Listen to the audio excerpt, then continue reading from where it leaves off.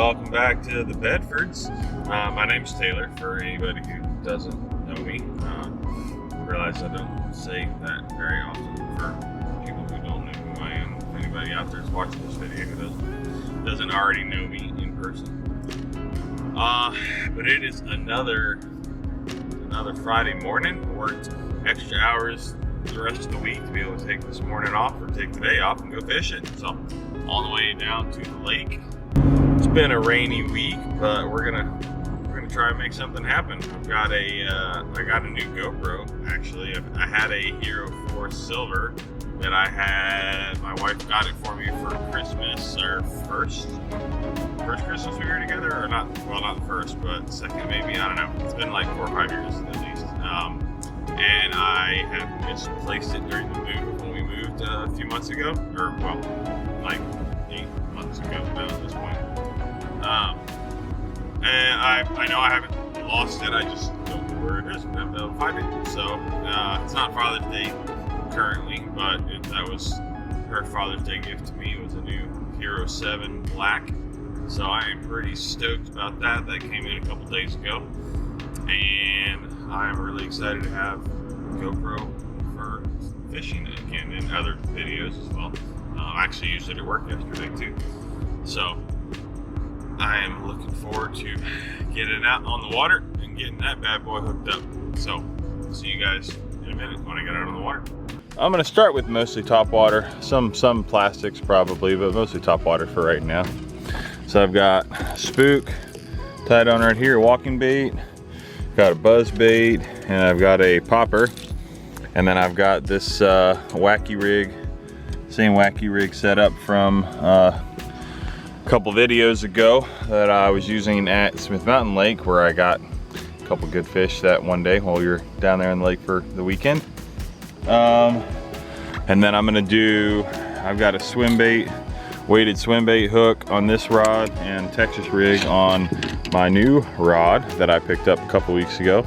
So I've always wanted to learn how to flip Texas rigs on a casting reel, because I never have. I usually do that on this spinning rod here, but that's the only good spinning rod setup I have for throwing plastics in general. So if I'm trying to throw anything finesse or weightless, stuff like that, and I have to be constantly switching back and forth, so I wanted to have something that I could kind of keep dedicated to a Texas rig rod, regardless of, you know, whether I was actually going to be using it or not. So picked up that bad boy a couple weeks ago. It's a Berkeley rod with a Abu Garcia Pro Max reel, so it's worked out pretty well the couple times I've used it so far. But I am going to set up on all these little cuts. The cuts here and around the corner again, and work the cuts and also these points on these weed edges, because that's where I have caught, I think every fish I've caught here has come off weed edges. So while it's overcast and raining, I'm gonna work top water around these weed edges, and then as it gets later in the morning, if sun comes out, I'm gonna move on to some of the docks down here on the southern end of the lake, start flipping docks. And since it's raining, I'm gonna put this camera away and get out the GoPro. This is the new Hero 7 Black. It's pretty sweet. It's a lot nicer than the Hero 4 Silver that I had, or still have somewhere, but enough talking, let's start fishing.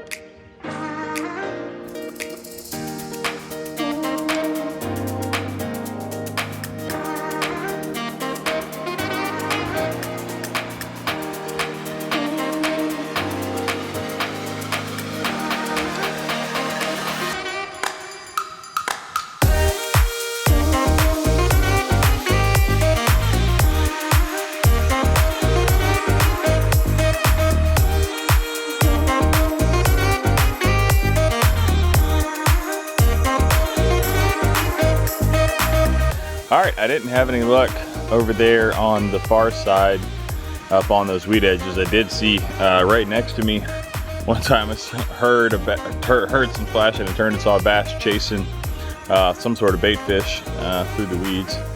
But so I threw over there a little bit, didn't see anything. So I am over here on all these docks now, flipping the little wacky worm up underneath all these docks, and I'm gonna work my way around the point, doing the same thing. In this particular area, the south side of the lake, or the south end of the lake, is all undeveloped, and the north side is developed, and then it actually switches a little farther up the lake. But I'm just gonna try flipping docks and hitting the weeds between them and see what happens.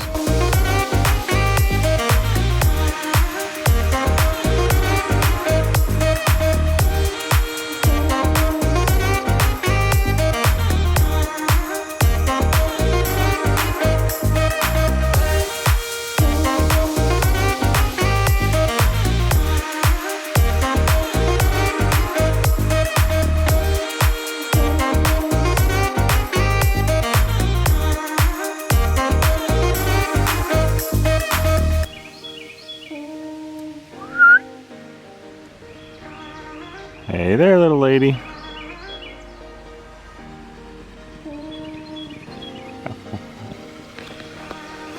Seeing deer almost every time I've been out fishing here lately.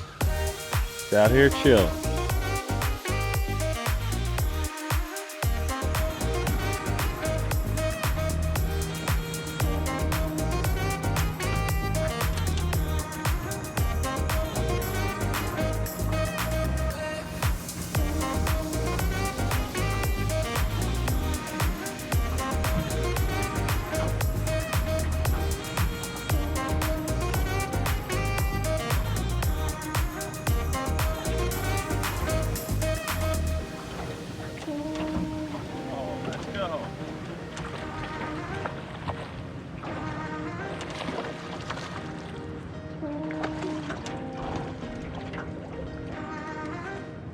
Yeah.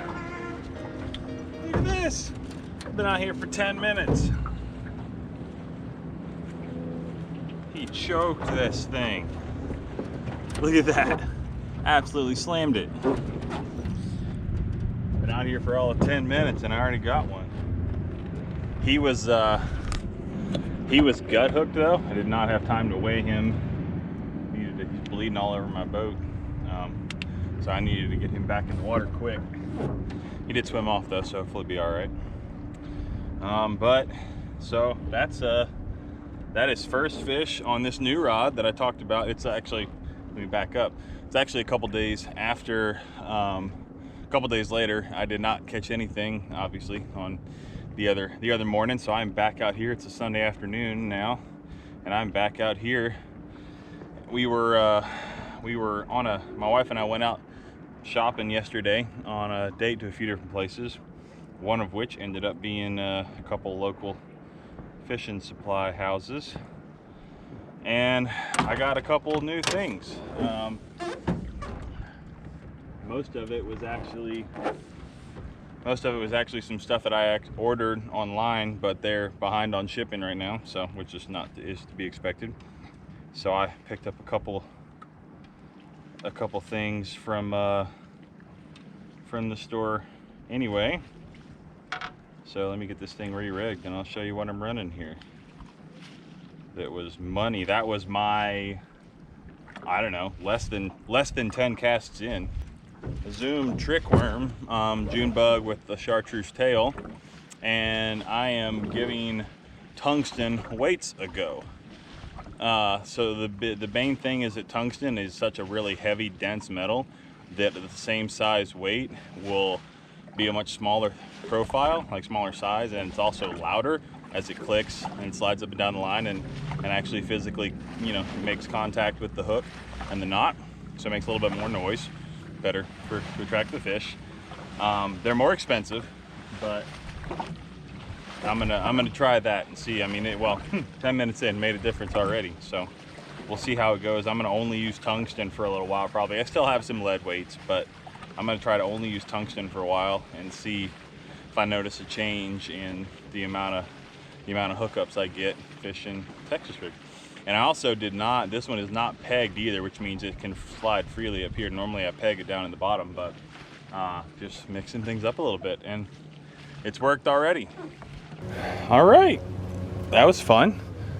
Got one already. I'm really excited about trying these new tungsten weights. They're quite a bit more expensive than lead and brass and other stuff like that, steel, but everybody who I watch on YouTube appears to use them, and so if they're you know, they're quite a few times more. I mean, like a 3-pack of these was about $8, so if you lose them, it's, you know, sucks, but they increase your hookup ratio that much, I'm all for it, man. But a little blood on the deck. Had to get him back in there quick. He was bleeding all over the place. It was actually easy to get out. He was just barely gut hooked, but got to get him back in the water quick when that happens so that they'll be more likely to survive. But let's keep going.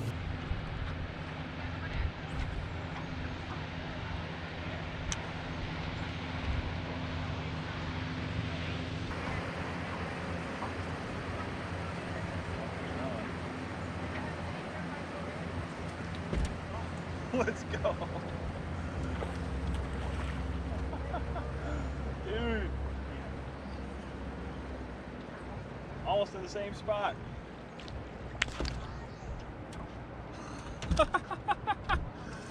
Let's go. We'll get a weight on this one because he's almost the same size as the first one. Let's go. 2 pounds even. Beautiful fish, man. Beautiful fish.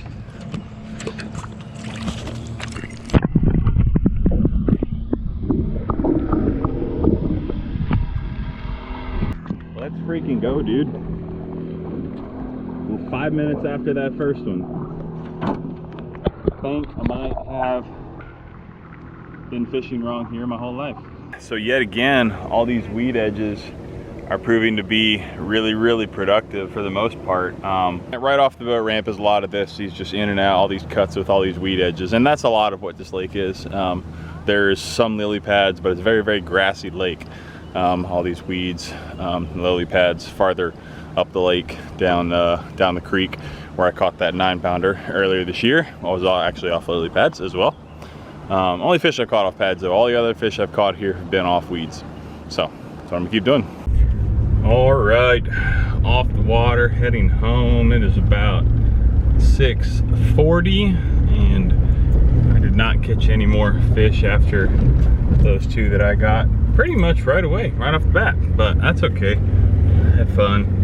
It's a nice day to be out on the water. It was hot, but hope you guys enjoyed the new GoPro angles. I'm really excited to have a GoPro back and being able to have, I think I said already, I don't remember if I did, but being able to have it mounted on the motor like I do right now was completely unusable last year when I was trying to do it with my Hero 4 Silver that did not have any of the stabilization features. As you saw that, I mean, motors put off a fair amount of vibration while they're running, especially a small one like that, and it was just smooth as silk, whether idling or, you know, driving full speed, rocking a lot of waves out there, which rocked that little tiny John boat. Well, it's a 16-foot John boat, so it's not tiny, but a lot of wave action makes it rock around quite a bit. We're super excited to have that back and be able to have better angles, just better quality content. So we'll be using that, and it'll also be super helpful for videos at work and with the time-lapse feature, or just anytime I'm trying to do a time-lapse sequence. Yeah, it'd be awesome. The underwater footage would be awesome for the lake. We're gonna be back in the lake in a couple weeks, and gonna be doing a few fun things there. So hope you guys stay tuned for that. We'll be there for almost 4 days, like 3.5 days. So it'll be well, actually, we'll end up being closer to 4 than 3.5. So we're gonna do a lot of fun stuff while we're there. So hope you guys stay tuned for that. But that's gonna be it for this time around.